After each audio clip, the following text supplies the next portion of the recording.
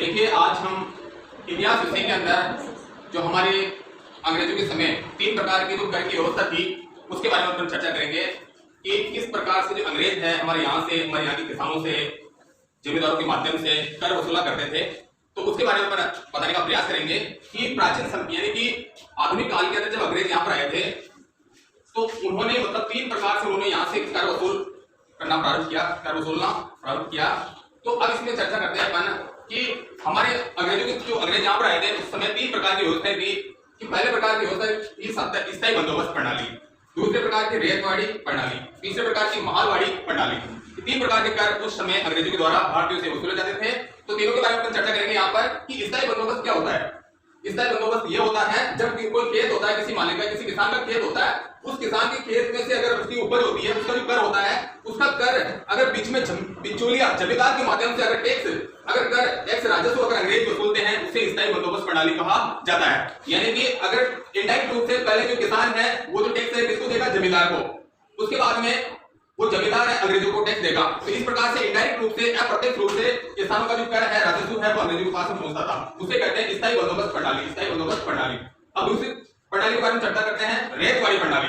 यानी रेतवाड़ी का मतलब होता है किसान, रेत का मतलब होता है किसान और वाड़ी का मतलब बंदोबस्त। ऐसी प्रणाली जो किसानों के द्वारा डायरेक्ट वसूल की जाती थी, उसे रेतवाड़ी कहा जाता था। जैसे यहाँ पर कोई खेत है किसी किसान का, अगर वो किसान का खेत से डायरेक्ट मतलब अगर कोई अंग्रेज अधिकारी उससे कर वसूल करता था उसे रेतवाड़ी प्रथा कहा जाता था। ये रेतवाड़ी है। उसके बाद तीसरे प्रकार की जो कर व्यवस्था थी हमारे भारत के अंदर जो अंग्रेजों के द्वारा लगाई गई थी उसके बारे में चर्चा करते हैं। उसका नाम है महालवाड़ी, है ना।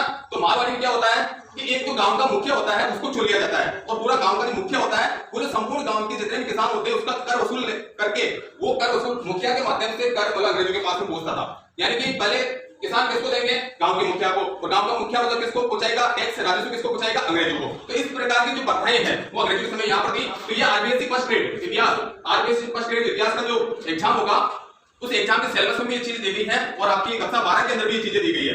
तो रेतवाड़ी, स्थायी बंदोबस्त, रेतवाड़ी, महालवाड़ी प्रथा, इसमें खेत है, खेत को किस तरह से 3 प्रकार से मतलब यहाँ से कर वसूल क्या करते थे अंग्रेज अधिकारी। पहले स्थायी बंदोबस्त, दूसरी रेतवाड़ी प्रथा, तीसरी महालवाड़ी। तो ये प्रथाएं मतलब अंग्रेजों के समय यहाँ पर आई थी। तो इसके माध्यम से अंग्रेज यहाँ से राजस्व वसूल करते थे।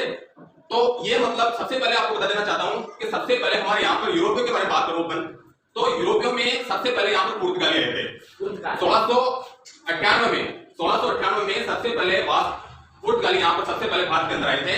तो अंग्रेज इसके बारे में क्रम पूछा जा सकता है आपसे। सबसे पहले पुर्तगाली आए थे, उसके बाद डच आए थे, उसके बाद अंग्रेज आए थे और चौथे नंबर पर फ्रांसीसी आए थे। तो ये क्वेश्चन पूछा जा सकता है। तो आरबीएससी फर्स्ट ग्रेड इतिहास विषय के अंदर ये चीजें स्थायी बंदोबस्त, रेतवाड़ी और महालवाड़ी की चीजें आपको दी गई है।